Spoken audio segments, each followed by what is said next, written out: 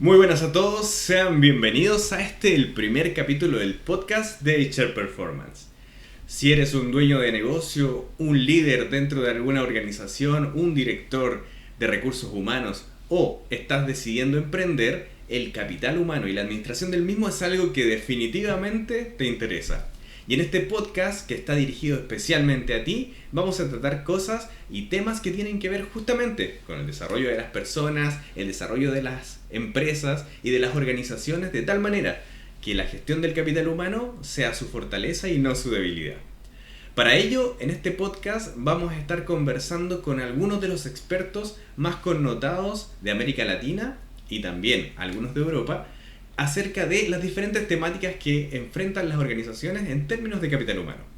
Y hoy vamos a conocer a un invitado muy especial, pero antes quiero invitarte que si este contenido te gusta, por favor dejes tus preguntas, cualquier pregunta que te salga mientras estás escuchando el podcast, la dejes en la cajita de comentarios y si te gusta, nos apoye con un me gusta y compartiendo con las personas que tú creas que esto les puede ayudar. Bueno, y vamos a partir nuestro primer capítulo de podcast como no podía ser de otra manera. Nuestro primer invitado es el CEO de HR Performance, Ezequiel Conesa, a quien le damos un caluroso bienvenida. ¿Cómo estás, Ezequiel? Muy bien, Jonathan, muchas gracias. ¿Qué se siente partir este proyecto, el primer podcast de HR Performance?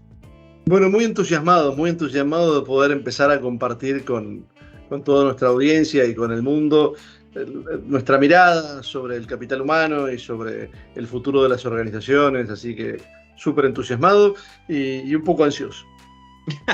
Oye, es natural, a todos quienes nos están escuchando y nos están mirando en las distintas plataformas, no se olviden que nos pueden dejar su feedback ahí, podemos mejorar, siempre se puede mejorar, así que nosotros felices si nos dicen todo aquello que ustedes encuentren que podemos ahí retocar un poco, yo creo que nos va a ayudar completamente. Vamos a entrar de lleno, así que yo creo que primero, para que todos te conozcan, sería ideal que nos cuentes un poquito de quién eres tú, por qué se inició HR Performance, así, bien general, y luego ya vamos a empezar a sacarte información. Mira, yo te diría, yo tengo 25 años en consultoría de capital humano y he pasado por diferentes modelos de negocios y estoy convencido de que HR Performance, la forma de trabajar que hemos diseñado en HR Performance es la mejor manera de trabajar que hay en el mundo. Y no solamente para los consultores, sino que por eso mismo para los clientes, por el valor que genera para los clientes.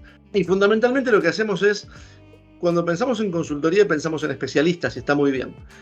Pero a lo largo de mi trayectoria como consultor, me fui dando cuenta de que las empresas necesitan para capital humano es un capítulo cada vez más ancho. Una época en que uno decía recursos humanos y los empresarios pensaban en el que contrata y despide personal y paga los sueldos. Capital humano es un camino, es un campo muy, muy vasto. Y la verdad es que lo que les pasa a muchas empresas es que necesitan un lugar donde encuentren todas las soluciones funcionando en armonía.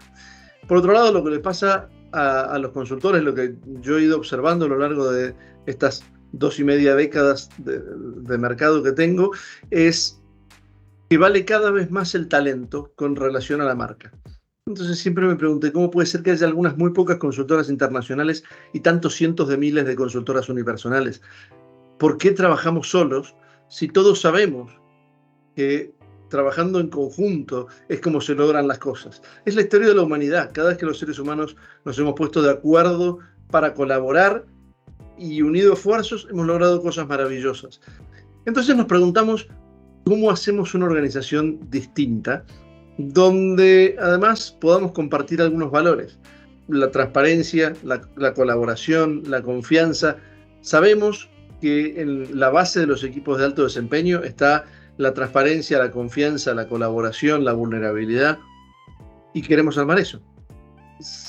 Los valores de HR Performance tienen que ver con eso, tienen que ver con la mentalidad de abundancia y la colaboración. Muchas veces entre profesionales de cualquier segmento de servicios profesionales aparece el miedo al otro, en el sentido de una competencia. Si estoy yo y otro consultor y estamos compitiendo por un cliente, ¿por qué vamos a competir? Si el mercado es tan grande que alcanza para todos, ¿por qué no colaboran? Entonces HR Performance lo constituimos como una red de consultores, como una red de socios. Todos somos pares, todos somos iguales, ¿ok? Y cada uno tiene su especialidad. Esto nos permite a cada uno abocarse a su especialidad y al cliente darle todas las especialidades en una sola solución. Entonces, cuando el cliente necesita ver capital humano, va a poder ver la consultoría estratégica de capital humano, el diseño y desarrollo organizacional, el cambio cultural, hasta el recruiting, todo en la misma firma. Lo cual no quiere decir que le haga a toda la misma persona, porque como te digo, cada uno es especialista en lo suyo, ¿no? Pero sí lo que va a lograr el cliente es armonía, porque todo esto está pensado en conjunto. Y fíjate qué interesante. En HR Performance tenemos algunas prácticas, como que por ejemplo nos juntamos regularmente, una vez por semana, a trabajar lo que en los MBAs hoy se llama el método del caso, pero en lugar de mirar casos teóricos, miramos los casos de nuestros clientes. Entonces imagínese, señor empresario, que usted trae un tema de capital humano y no lo veo solamente yo, o no lo ve solamente alguno de nuestros consultores muy senior, lo vemos todos en conjunto, pensando un montón de consultores diferentes, de diferentes nacionalidades, de diferentes especialidades, trabajando con inteligencia colectiva, pensando en el problema que nos trae. Eso es un montón de valor agregado, ¿ok? Eso son ideas mucho más ricas. Eso es HR Performance. Oye, y a mí me encanta, yo que he participado de nuestras reuniones, es súper rico tener no tan solo esta diversidad de conocimientos, ¿cierto? Sino que también tenemos esta diversidad de culturas. Tenemos gente en Colombia, gente en Chile, en España, en México, en Argentina. Entonces las miradas de los negocios, o sea, a poder aportar desde esta mirada, ¿cierto? Como muy específica de la gestión de personas, de capital humano, del desarrollo del capital humano, poder también, con nuestra experiencia en los negocios de las diferentes latitudes, poder también aportar eso que podría servirte a ti. A mí siempre me encantó. Ahora, también pasa que así como han ido transcurriendo los años y las diferentes culturas, siempre hablamos tanto como de recursos humanos, ¿cierto? Como de capital humano. En otros no quieren usar esos términos, hablan de la gerencia de personas. Y hay diferentes formas de verlo, ¿cierto? También culturalmente, pero también ha sido a través del tiempo.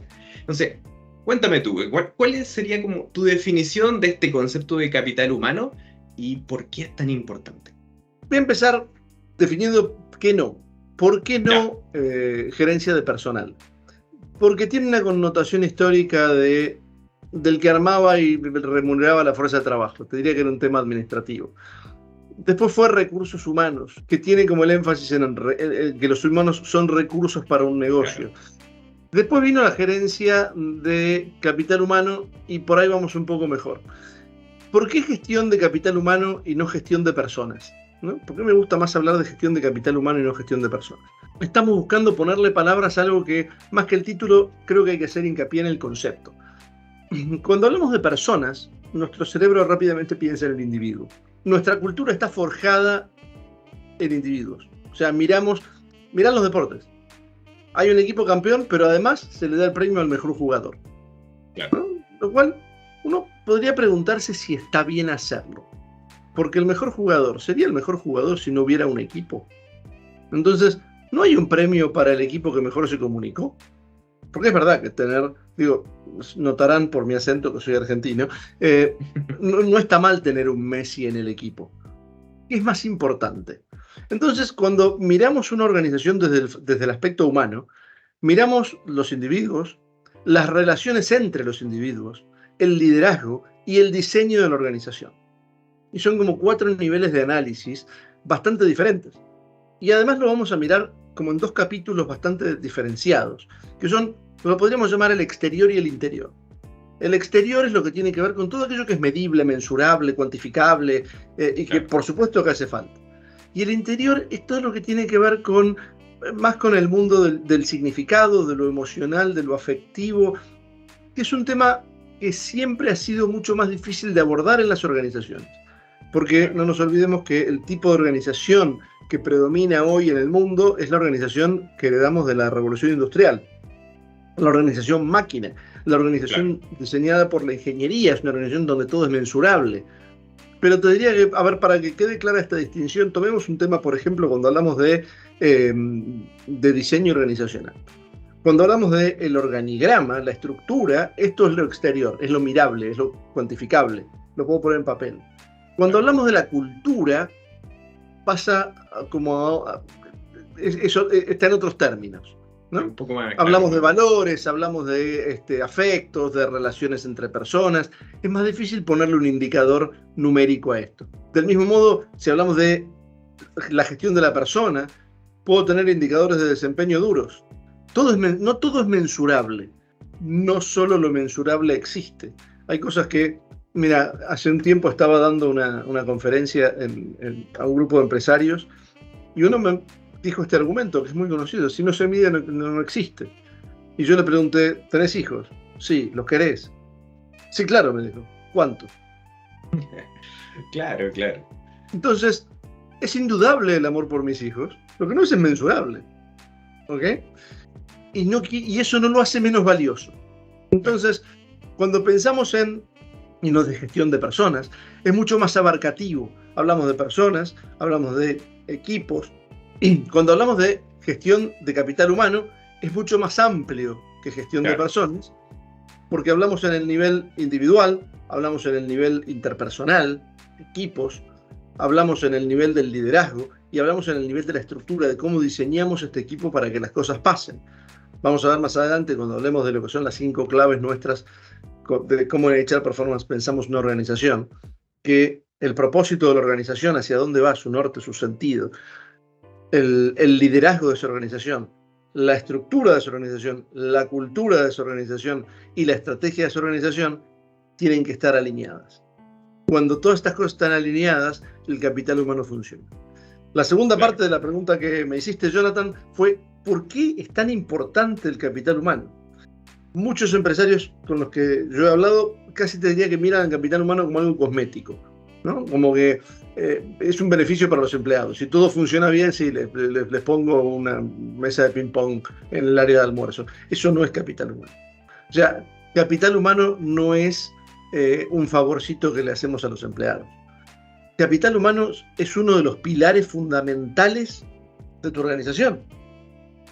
Algunos empresarios, algunas organizaciones tienen clara su propósito. Su propósito en el sentido de qué le quieren aportar al mundo y para qué existen como organización. Otras no tanto, todas tienen claro cuánto quieren ganar a fin de año. ¿Ok? Eso sí, eso clarísimo. Los resultados económicos están clarísimos. El EBITDA, clavadito. El bottom line, todos sabemos a dónde queremos llegar. Ahora, Exacto. ¿cómo llegamos al bottom line? Al bottom line llegamos dándole a nuestros clientes una muy buena experiencia de clientes para que quieran recomprar, para que nos recomienden, para que estén felices con nosotros. ¿Y cómo hacemos eso? O voluntarismo, o tenemos una serie de procesos, de productos. Tenemos diseñada la experiencia para ese cliente y diseñados los procesos internos que van a posibilitar esa experiencia de cliente. ¿Ok? Ahora, todo esto no es obra de una persona. Todo esto es obra de un equipo. Hay personas trabajando para esto y no es verdad que si cada uno hace bien su trabajo, el resultado final sea óptimo. Digo, pensemos en una orquesta sinfónica donde todos los músicos tocan exactamente las notas que tienen que tocar. ¿Podemos decir que la sinfonía suena bien? Si la tocan, tienen los instrumentos afinados en el mismo tono, la tocan en el mismo tiempo y la tocan con la misma intención, puede ser que la sinfonía suene bien. Si no, la sumatoria de buenos resultados individuales no garantiza de por sí el éxito del grupo. Entonces, para que los procesos internos de la organización, que dan lugar a la experiencia de los clientes y al valor a los clientes, que da lugar al bottom line que estamos buscando, hace falta que los individuos tengan el talento para hacer lo que tienen que hacer, que los equipos sepan coordinarse para hacer lo que tienen que hacer y puedan resolver los obstáculos que les van a aparecer en el camino, porque siempre van a aparecer obstáculos en el camino. Hace falta que los líderes puedan llevar esa organización y hace falta que la organización tenga el diseño que tiene que tener para llegar a donde tiene que llegar. ¿Ok? Entonces, en ese sentido te diría que tener el talento correcto, que tienen todos el mismo norte, es por lo menos 2 patas fundamentales de los resultados de negocio de cualquier empresa o de los resultados cuantificables de cualquier organización, si no fuera una empresa en particular. Podría ser cualquier organización. En cualquier organización el capital humano es una de las piezas claves. Más allá de tener claro después cuál es su propósito y cuál es su estrategia, etc., las empresas tienen que ser inteligentes. Y justamente a eso te quiero llevar. Ya que tenemos una buena definición, ¿cierto?, de capital humano y cómo las personas que nos escuchan en sus empresas dicen, mira, tengo a las personas correctas, todos los años hago mi ejercicio de planificación estratégica, los mando a capacitación, pero ¿qué pasa? O sea, ¿por qué no llego? ¿Cómo hago que esto pegue? ¿Ya? O sea, ¿cuáles son esos principales problemas con los que se van a encontrar en el camino para gestionar el capital humano hoy día? ¿Cuál crees tú, a tu parecer, con toda tu experiencia, que son como factores muy comunes con los que los empresarios que están desarrollando, y les puede estar yendo muy bien en el negocio, ¿cierto? Pero a la interna no logran ese dinamismo en los equipos? ¿Cuáles son esos principales problemas que ellos encuentran? Bueno, hay muchos. Yo te diría, podríamos hacer foco en 2 o 3 cosas que me parece que son Perfecto. Muy comunes en diferentes negocios. Una es la mirada, la principal es la mirada del liderazgo. ¿Okay? Perfecto. Por eso hablamos de gestión de capital humano y no de personas. Porque cuando todo sale bien, dejamos de mirar a las personas, dejamos de mirar el capital humano, todo funciona bien, no lo cuestionamos. Cuando todo funciona mal, el mecanismo tradicional que tiene el management es busquemos a quién despedir. Entonces, lo que estamos buscando son culpables. Y en general vamos a encontrar culpables, pero los culpables no son reales culpables.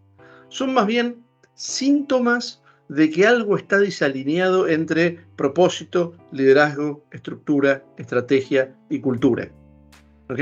Entonces, hay una frase que aprendí hace muchos años que me parece muy divertida, que es cuando hablamos de clima laboral, por ejemplo, ¿no? El mal clima laboral es la respuesta racional de los empleados a las conductas irracionales del liderazgo. Sí, completamente. Y además, cuando existe en el liderazgo, tú puedes ser muy buen líder. Esto es como los dueños de negocios, ¿cierto? Pueden tener una visión muy clara, pero ya cuando empiezan a integrar este nuevo talento, que me imagino que ese también es un gran foco con el que se encuentran los empresarios, que puede ser un problema, pero cuando empiezan a integrar líderes, muchas veces no son capaces de impregnar en ellos esa misma visión, esa misma impronta, ¿cierto?, que ellos llevan en su negocio a los nuevos líderes. Y esos nuevos líderes... Fíjate cómo en general el problema, la detección del problema arranca de las personas. Arranca de hay mucha rotación, están desmotivados, los problemas con las personas. Ahí empieza el diagnóstico. Y entonces ahí empezamos a preguntar por clima, por cultura, por estrategia, por cultura. Y terminamos en el liderazgo. Y las soluciones van en sentido contrario. Empezamos por los líderes, porque hay que empezar por los líderes. ¿Okay? Y es verdad lo que tú dices. Hay líderes muy visionarios, pero resulta ser que la gente no va hacia la visión del líder. La gente va hacia lo que es capaz de ver. Un buen líder no es aquel que tiene una visión, es aquel que es capaz de transmitir una visión.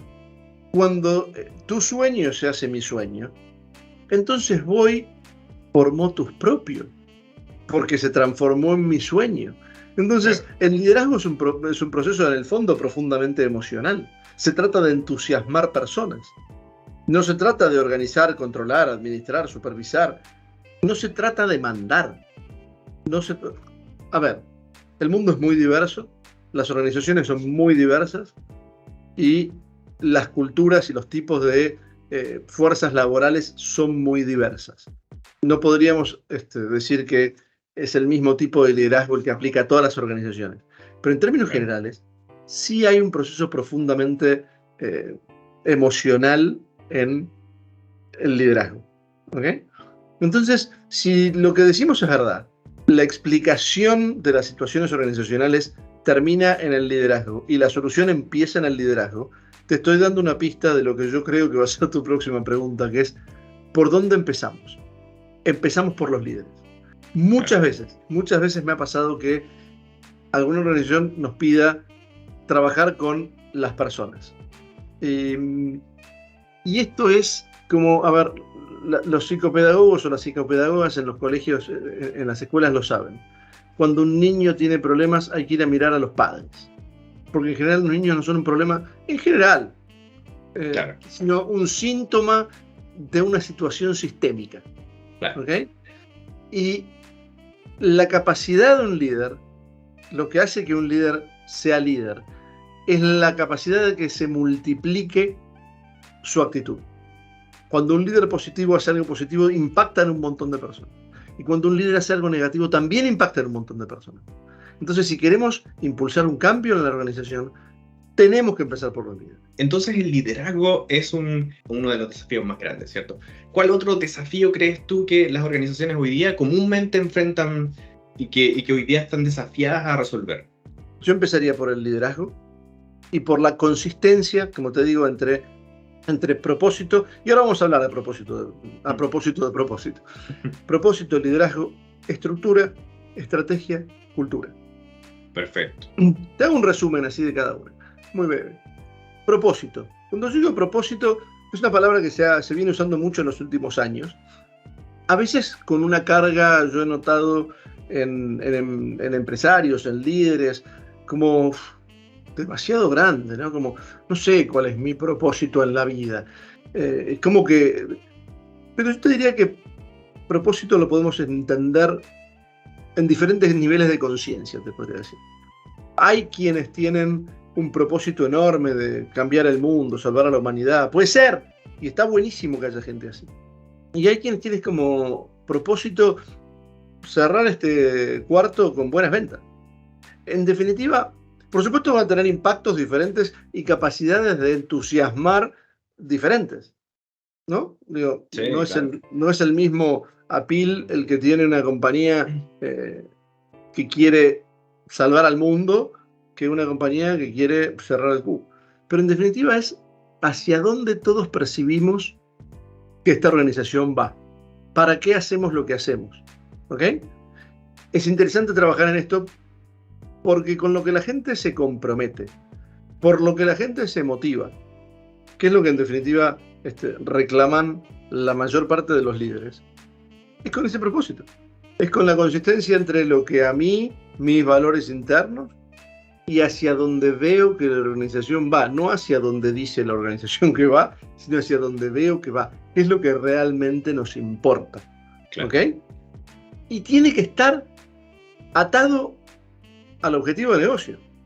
O sea, si vamos a tener un propósito, el que fuera, súper valorado por el público que yo quiero contratar como empleados, genial, todos súper alineados, pero mi negocio es otra cosa, entonces no sirve. Entonces, la pregunta es, ¿para qué hacemos lo que hacemos? La segunda pregunta es, ¿el estilo de liderazgo que estamos ejerciendo en esta organización es consistente con ese propósito? ¿Estamos liderando de un modo tal que nos lleve a ese propósito? La tercera pregunta que nos hacemos es, ¿la estructura de esta organización es coherente con este propósito y este estilo de liderazgo? Nos pasó una vez trabajar con una empresa que quería trabajar con metodologías ágiles. Sin embargo, su estructura era tremendamente verticalista. Con lo cual, todo lo que hacían las células ágiles súper entusiasmadas, después era borrado de un plumazo por la estructura de jerárquica y de autoridad vertical. Entonces, no era la gente, no era el liderazgo, la estructura no era consistente con lo que se quería lograr. La siguiente cuestión que tiene que estar alineada es, ¿tenemos clara la estructura, la estrategia de la organización? En muchas organizaciones la estrategia es confidencial. Digo, ¿cómo podemos pretender que un equipo gane el partido si los jugadores no pueden estar al tanto de la estrategia porque solo la pueden saber los dirigentes? Pues ¿A qué juegas? El balance guardadísimo, así, debajo de la... El balance scorecard no lo conoce nadie. Entonces, simplemente fíjate, lo que hacemos es le damos a cada uno sus tareas. El management sabe cómo esa tarea es parte del balance scorecard, pero la gente, naturalmente, y esto es fantástico, porque después dicen, esos son los que después se quejan de que la gente no está motivada. La gente está súper motivada, la gente quiere aportar, pero como no entiende el contexto en el que está su tarea, se pone creativa, pero claro, proponen cosas que no tienen que ver con el mapa estratégico que no conocen. Bueno, ¿cómo puedo chequear la concordancia entre lo que se me ocurre y un mapa estratégico que no conozco? ¿Se entiende? Claro, hace muy poco estaba viendo una publicación de una de nuestras socias que hablaba justamente de la estrategia, y una reflexión que salió de ahí fue que cuando tú a los equipos tienes un plan estratégico, pero cuando tú a tus equipos se lo comunicas y además les dices y les muestras claramente cómo ellos pueden aportar a ese objetivo con lo que hacen en el día a día, eso es una bomba. O sea, básicamente ellos dicen, lo que yo hago aquí, que puede ser una parte mínima del proceso, ¿cierto? De alguna manera está impactando luego en el para dónde vamos. Me identifico mucho con lo que tú cuentas de la estrategia, porque he visto organizaciones, he trabajado con organizaciones que justamente pasa, definen el balance y luego el balance debajo bien oculto, y de hecho no lo usan para tomar decisiones, básicamente. Exactamente. O lo usan para tomar decisiones, pero solamente toman decisiones los de arriba. Y esto es más o menos como tenemos una hoja de ruta y mandamos a nuestra gente a recorrer la ruta sin la hoja de ruta. Sí, claro. Y entonces después nos va a parecer que esta gente es más lenta, ¿viste? Están todos perdidos. Y sí, claro, si no les diste el mapa. Bien, entonces esto es la importancia de no solo de la estrategia, sino de que todos entendamos hacia dónde vamos, para que cada uno desde su lugar pueda hacer su aporte. Ahora, fíjate, te voy a contar una experiencia súper interesante, donde trabajando con una empresa, nos pasaba que al dueño que estaba ahí presente, esta idea le empezaba a gustar mucho. Entonces, sí, vamos a compartir con la gente. Y en un momento tenía que compartir información. ¿Cuánto facturamos? No, eso no. Sí. Fíjate cómo vuelvo rápidamente a el primer punto para que haya un cambio en la organización. Es que algo tiene que pasar en la cabeza, en el espíritu, en el alma, en la conciencia del liderazgo para hacer algo diferente. Claro. Porque, y esto es súper importante, ningún proceso de consultoría de capital humano va a tener un impacto significativo si el liderazgo sigue haciendo lo mismo. Porque los consultores vamos a entrar, vamos a hacer una intervención y nos vamos a ir. Y el liderazgo sigue haciendo lo mismo. Entonces, y esto es como tu vida personal. ¿Querés cambiar querés estar más sano, querés bajar de peso, querés cambiar tu vida? Lo que tenés que cambiar son tus hábitos. Y los que establecen los hábitos son los líderes. El proceso de detección arranca de diferentes lugares, llega el liderazgo. El proceso de cambio empieza del liderazgo. Ya te hablé entonces de estructura y de estrategia, nos queda la cultura. La cultura es súper interesante y es un campo que a los empresarios les cuesta en general bastante asir porque es poco medible. Es poco medible en el sentido de los empresarios sabemos trabajar con un estado de resultados, tenemos los números enfrente, podemos ver el impacto de una cosa en la otra. Si lo pensás en la distinción que te dije hace un rato, es todo externo. Y esto tiene más que ver con la interna, con cómo los valores de la organización, viste que todas las organizaciones tienen valores. Y en la mayor parte de los casos son palabras muy simpáticas, muy agradables, muy correctas, que están dibujadas en la pared y que no tienen nada que ver con nuestro día a día. Claro. ¿Ok? Valores quiere decir qué es lo que en esta organización se premia y se castiga. ¿Qué es lo que, sobre todo, que a mí me gusta mucho trabajar esta idea, qué es lo que cuando la situación se pone conflictiva? Los valores aparecen cuando se ponen en conflicto. Siempre doy un ejemplo bastante burdo de honestidad. No robarás. Sí, estamos todos de acuerdo con no robarás. Claro. Y si tu hijo tuviera hambre, ¿robarías un pan?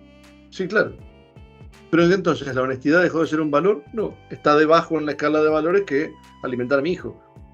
La mayor parte de la gente escucha esto y dice, sí, estoy de acuerdo. Entonces los valores no son in abstractum. Los valores son en contexto. Los valores quiere decir, como me dijo cuando yo tenía 18 años y di mi primer examen de manejo, me preguntó el señor que me tomó el examen, si vas manejando y ves una señora y un perro, ¿qué pisás? Pues la respuesta era el freno. Pero, Claro. pero si la opción no fuera el freno, y si tuvieras que elegir pisar a la señora o al perro, ahí tienes un conflicto de valores. Nadie quiere pisar señoras y nadie quiere pisar perros. Alguno llegaría a decir, estrello mi auto contra la pared. Exacto. Me sacrifico yo. Bueno, pero cuando tenés que elegir es cuando aparecen los valores. Los valores son solo una de las piezas de la cultura. La cultura se explica con su etimología. Cultura viene de tierra de cultivo. ¿Ok? Entonces, la cultura, la tierra de cultivo, determina lo que puede crecer en una organización. La tierra de cultivo determina qué va a crecer aquí y qué no va a crecer aquí.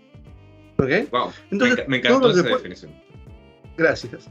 Después, todo lo que hagamos en términos de estrategia, de capacitación, vamos a poner un ejemplo. En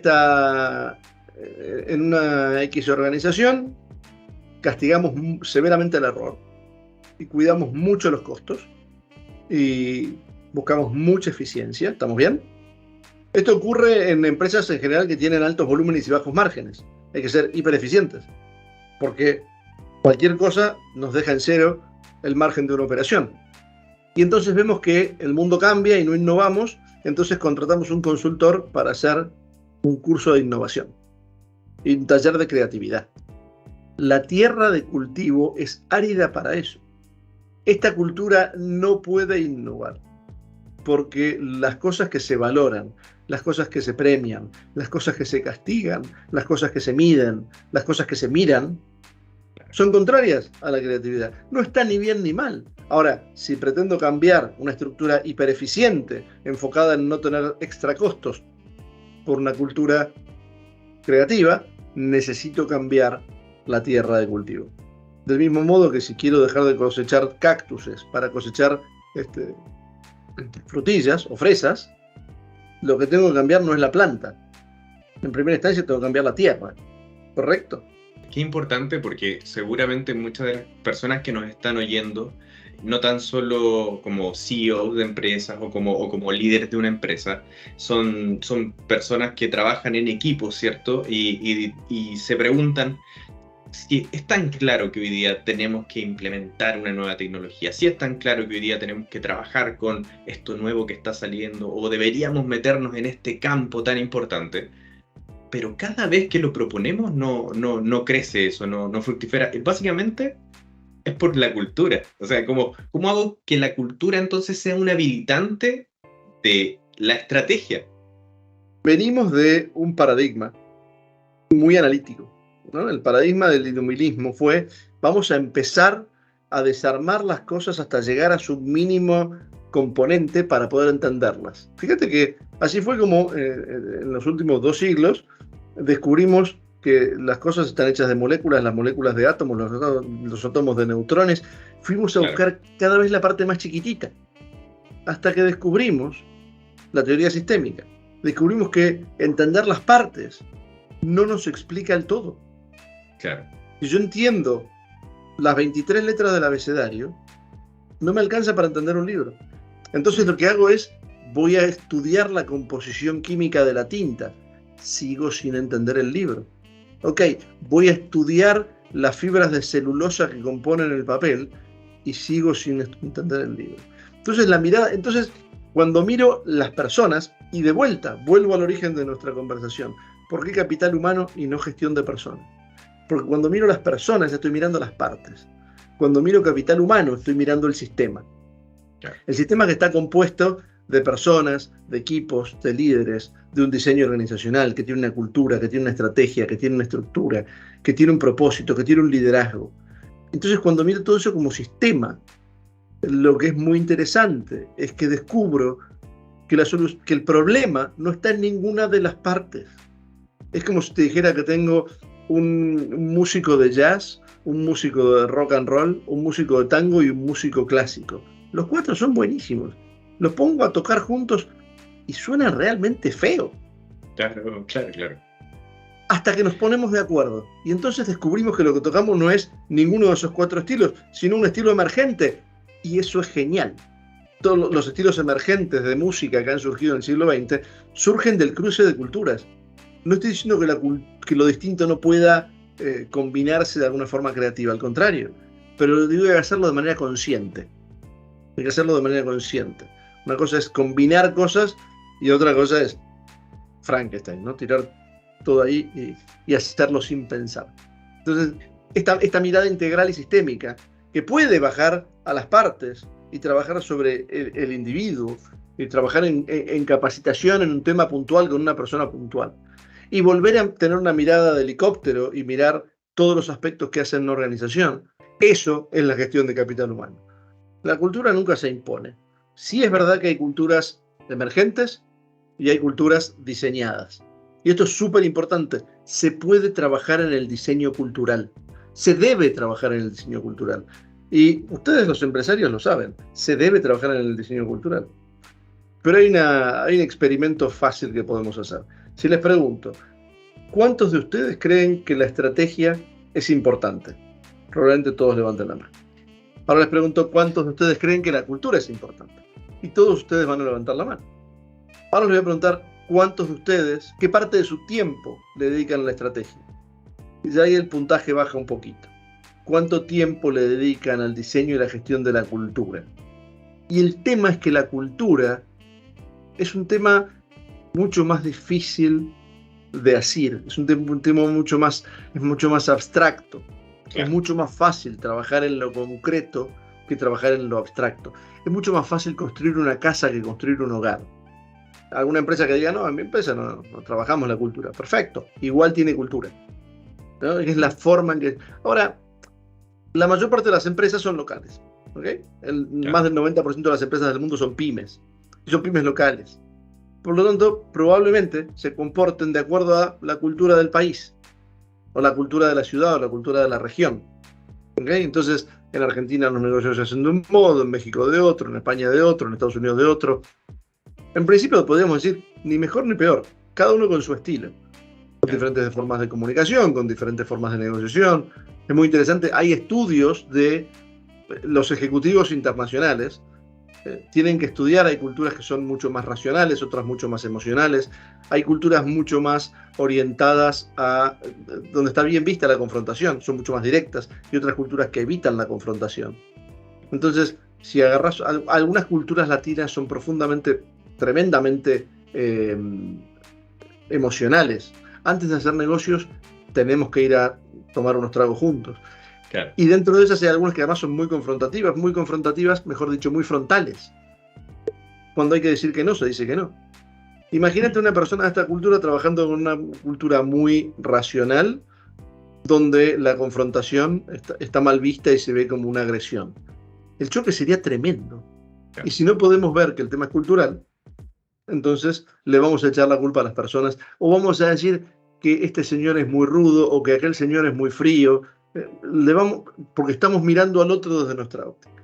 Claro. Ahora, cuando diseñamos una cultura, entonces, podríamos preguntarnos, ¿de dónde salen las culturas?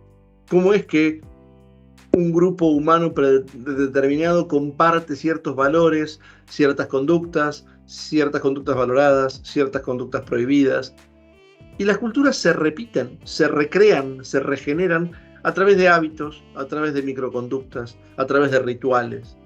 Entonces, cuando diseñamos la cultura de la organización, lo que diseñamos es eso: hábitos, normas de conducta, normas no en el sentido de leyes, sino de hábitos de conducta, de patrones de conducta y de rituales que se repitan. Existe en el mundo tecnológico lo que los tecnólogos llaman Fuck Up Fridays. Se juntan a la noche, toman algo y cuentan los errores que cometieron y se ríen a carcajadas. Esto es un ritual que está fortaleciendo, que está nutriendo la idea de probar y equivocate, porque la forma de innovar es equivocarse. Nadie innova sin equivocarse. Entonces le damos un lugar preeminente a la equivocación. Entonces, cuando yo tengo una organización, cuando vos tenés una organización con una cultura no espontánea, sino diseñada, primero va a pasar que tenés claros algunos valores. Y entonces hay que elegir a la gente de acuerdo a esos valores. Claro. Pero después hay que invitarnos a participar del ritual. Lo que pasa cuando no lo hacemos. Si yo tomo un ejecutivo para mi empresa o un colaborador para mi empresa y no le doy este mapa cultural, él se va a comportar como en cualquier otra empresa de esta zona, de esta región, de este país. Y va a hacer las cosas como, pongámosle comillas a esto, se hacen. Claro. Momento en el cual perdí mi identidad. Ya pasamos a ser uno más. Si queremos no ser uno más y queremos distinguirnos, tenemos que trabajar duramente en esto. Ahora, esto es interesante, porque esto es lo mismo a nivel organizacional, a nivel equipo o a nivel individuo, a nivel líder. ¿Qué persona quiero ser? Si ustedes se fijan, hay personas que diseñan su vida. Hay personas que hacen un trabajo de diseñar su vida y viven la vida que quieren. Y hay personas que son más parecidos a hojitas en el viento, o que juegan el juego que la sociedad propone. La sociedad nos propone un juego. Tenés que ir al colegio, a la primaria, a la secundaria, a la prepa, a la universidad, a trabajar. ¿Quién te cuestiona el molde? Después lo podés seguir o no seguir. Voy a hacer una organización. Bueno, ¿cómo va a ser tu organización? Y yo voy a mandar y voy a tener un gerente financiero, un gerente de operaciones, un gerente de... ¿Y por qué? Porque así son. Porque así son, claro.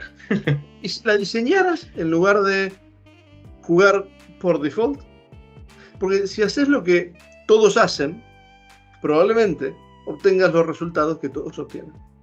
De vuelta, te dije hace un rato, el capital humano es una herramienta fundamental para lograr resultados diferenciales en tu organización. Y si tu organización quiere lograr resultados diferentes a la competencia, tiene que no solamente hacer diferente a la competencia, para hacer diferente a la competencia, tiene que ser diferente a la competencia. Y cuando hablamos de ser, hablamos de estrategia, hablamos de estructura, hablamos de cultura, hablamos de propósito y hablamos de liderazgo. Y esto lo vamos a mirar entonces en el plano de individuos, en el plano de equipos, en el plano del liderazgo y en la organización como sistema. Muchas empresas, yo he visto muchas empresas que en su declaración de valores tienen valores como la honestidad, la responsabilidad. Entonces, partiendo de la base de que mi competencia también es honesta y responsable, ¿qué es lo que nos define como personas? Entonces acá hay que devolvernos la responsabilidad a los que lideramos organizaciones, de hacer consciente cuál es mi organización, qué es lo que me hace que mi organización sea única, qué es lo que hace que seamos exitosos y no solo económicamente exitosos, qué es lo que seamos, es lo que se llama el éxito más allá del éxito, ¿no? Que tiene que ver con cumplir el propósito, ¿ok? Con por qué es importante lo que hacemos. Digo, de Adam Smith para acá, podemos validar la idea de que las empresas existen porque le aportan algo al mundo, porque aportan un bien, un producto, un servicio que al entorno le sirve. ¿Por qué le sirve? Y ahí tenemos un principio de propósito. Ahora, cuando alguien entra a mi organización, esto es una paradoja del onboarding, si querés. Cuando alguien entra a una nueva organización, entra en general con una fuerte motivación por demostrar que es bueno. ¿Y cómo demuestra que es bueno?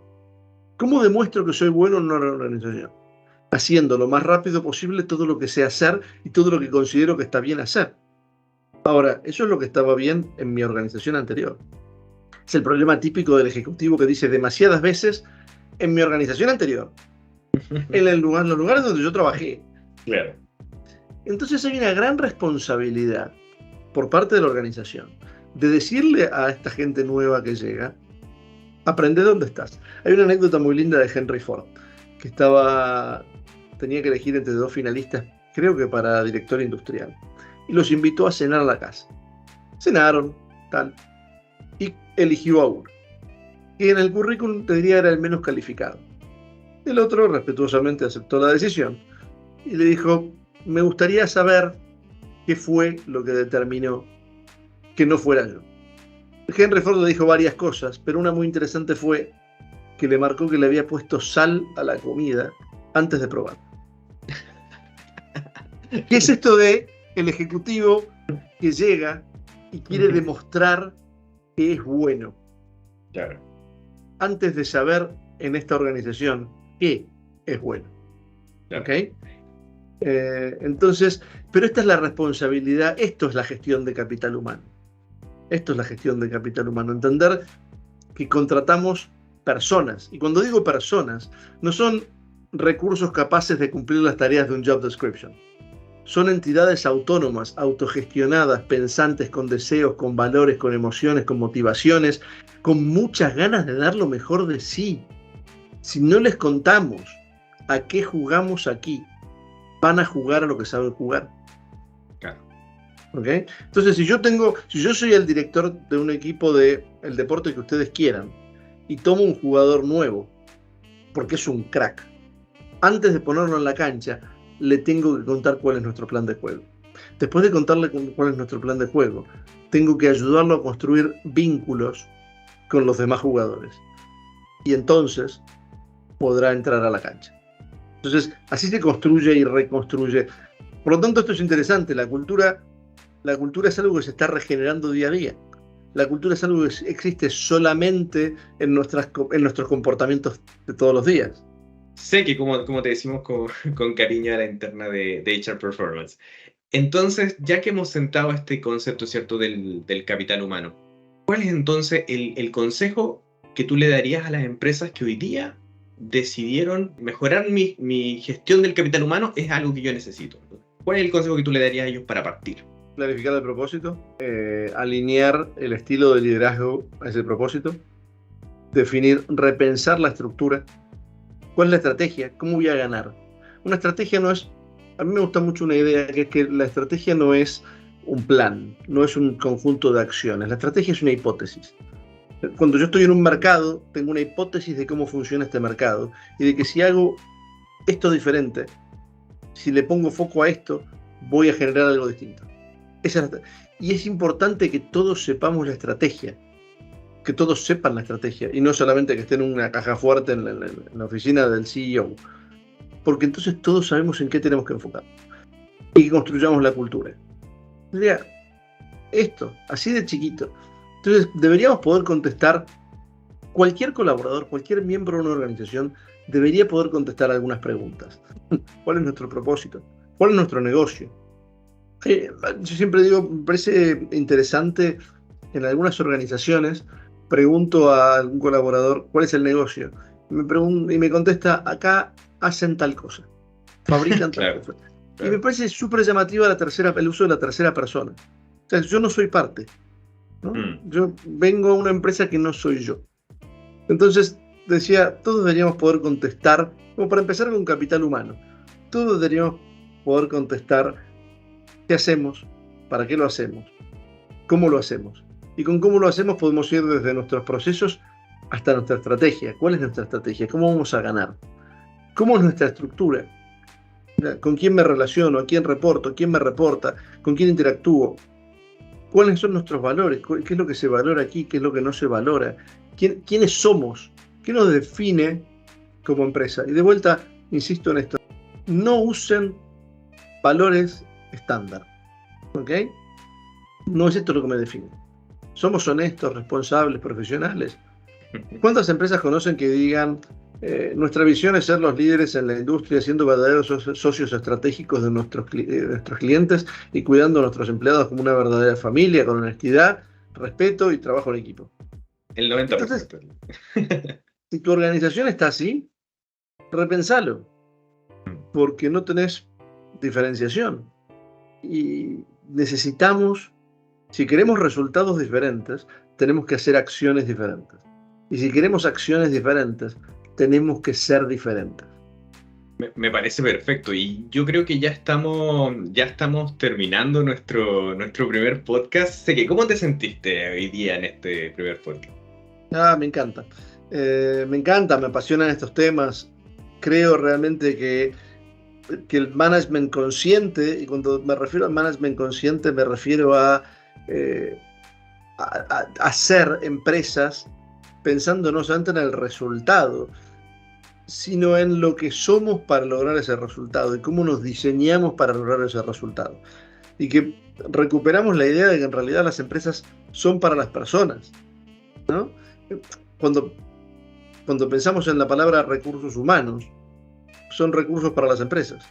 Claro. En realidad, los seres humanos inventamos las empresas para generar las cosas que necesitamos, para arar la tierra y cultivar el grano para comer, hasta para generar computadoras para poder trabajar y divertirnos. Si recuperamos eso, si elevamos ese nivel de conciencia, entonces nos espera un futuro prometedor. Buenísimo. Le aprovechamos entonces de despedirnos y saludamos a todos quienes hoy día nos escucharon. Si les gusta el podcast, si les gustó este programa y quieren seguir escuchando, apóyenlo en cualquier red social que lo estén viendo, si nos están viendo a través de YouTube, en LinkedIn o en cualquier plataforma de Spotify. De verdad, si les gusta, nosotros estamos felices de seguir haciendo este programa. Quizás volvemos con Seque, que hoy día lo tuvimos y creo que esto da para un segundo capítulo, como también podemos ir conociendo a más personas que como ya les contamos, nuestra red es multicultural y tenemos diferentes expertos y podemos traer temas súper interesantes de lo que tiene que ver con la gestión del capital humano. Así que les mandamos un gran abrazo. Seque, palabras finales a nuestros auditores. Muchas gracias por participar. Hagamos entre todos un mundo mucho mejor para todos, donde trabajar sea un placer y producir sea un gusto. Buenísimo. Yo les mando un gran abrazo y nos vemos en el siguiente capítulo. Chao, chao. Chao, chao.